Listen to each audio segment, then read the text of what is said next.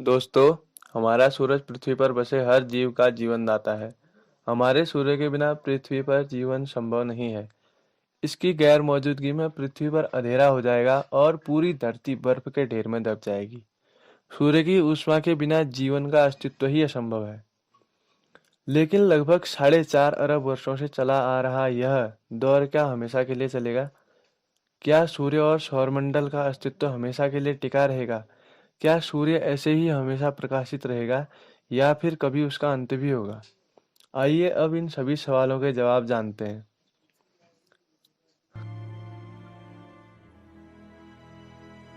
तो आइए देखते हैं हमारे सूर्य का जन्म कैसे हुआ।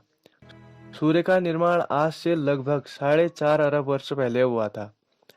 हजारों प्रकाश वर्ष दूर फैला महाकाय ऑर्गेनिक मॉलिक्यूलर गैस के बादल के एक बड़े हिस्से के ढह जाने से हमारे ये पूरे सौरमंडल की रचना हुई। सूर्य और सौरमंडल के अस्तित्व को एक्सपोज करने वाली इस थ्योरी का नाम है नेब्यूलर थ्योरी। इस थ्योरी के अनुसार उस विशाल गैस के बादल में एक या उससे अधिक सुपरनोवा अवश्य होंगे, जिसके कारण उस बड़े गैस के बादल के एक हिस्से को ढह जाने या बिखर जाने से उस बादल में मौजूद उसका रॉ मटेरियल उससे अलग हो गया। धीरे धीरे उस गैस के बादल का कुछ हिस्सा गति और दबाव की वजह से घूमना शुरू हुआ और रफ्तार से गर्म होने लगा।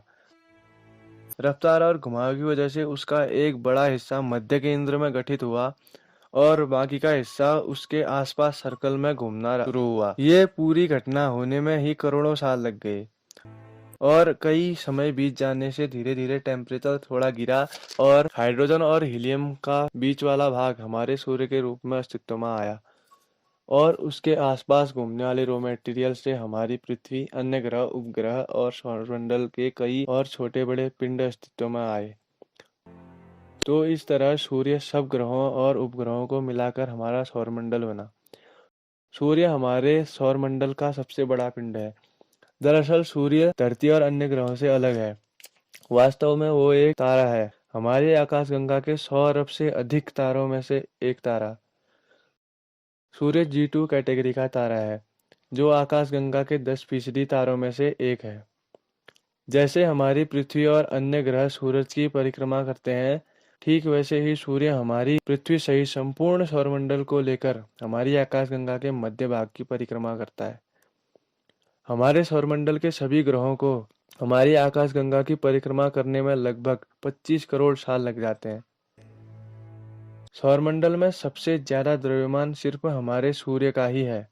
उसका व्यास 13,92,000 किलोमीटर है। सूर्य हमें देखने में इतना बड़ा नहीं लगता, पर असल में सूरज पृथ्वी से 10 लाख गुना ज्यादा बड़ा है, क्योंकि वो धरती से 14 करोड़ 96 लाख किलोमीटर मतलब लगभग 15 करोड़ किलोमीटर दूर है। इतने लंबे अंतर से सूरज की रोशनी को पृथ्वी तक पहुंचने में महज 8 मिनट और 16 सेकंड का वक्त लग जाता है।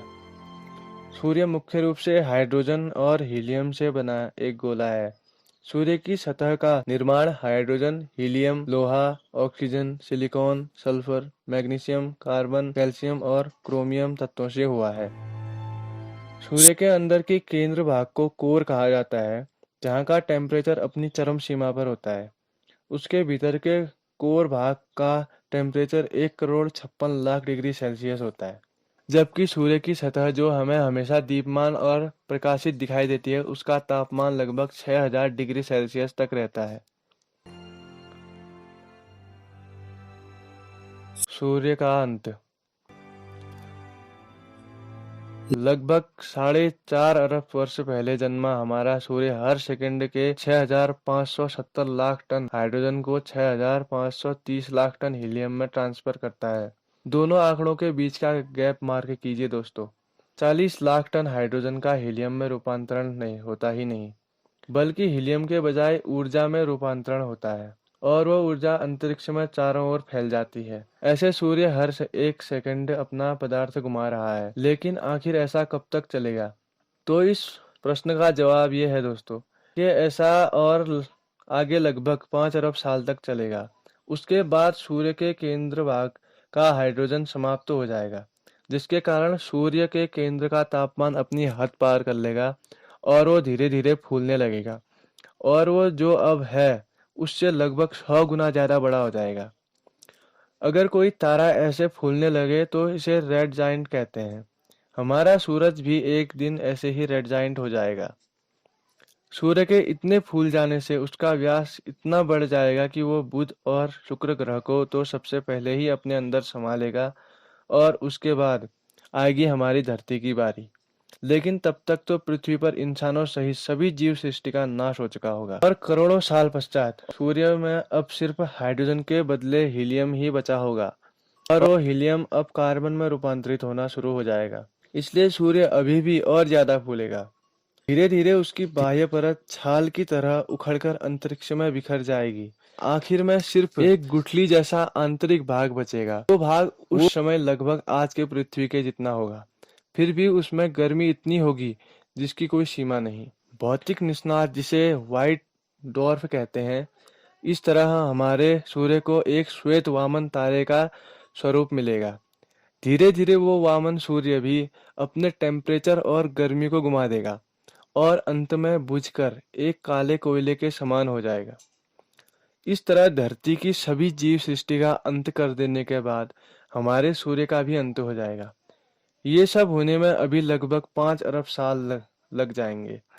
ब्रह्मांड में अभी कई सूर्य जितने और कई सूर्य से पहले जन्मे तारों का अंत हो चुका है। कोई रेड जाइंट हुए हैं, तो कोई श्वेत वामन बन चुके हैं, और कई तो बुझे हुए कोयले के रूप में सिर्फ मृत देह के समान रह गए हैं। लेकिन इसके साथ ही समय समय पर ब्रह्मांड में कई और तारे जन्म भी ले रहे हैं। ऐसे ही हमारे ब्रह्मांड में सृजन की और विनाश की और पुनः सृजन की ये क्रिया अविरत रूप से चलती रहती है। अगर आपको मेरा ये वीडियो अच्छा लगा तो मेरे channel knowledge of the world को जरूर लाइक और सब्सक्राइब करें।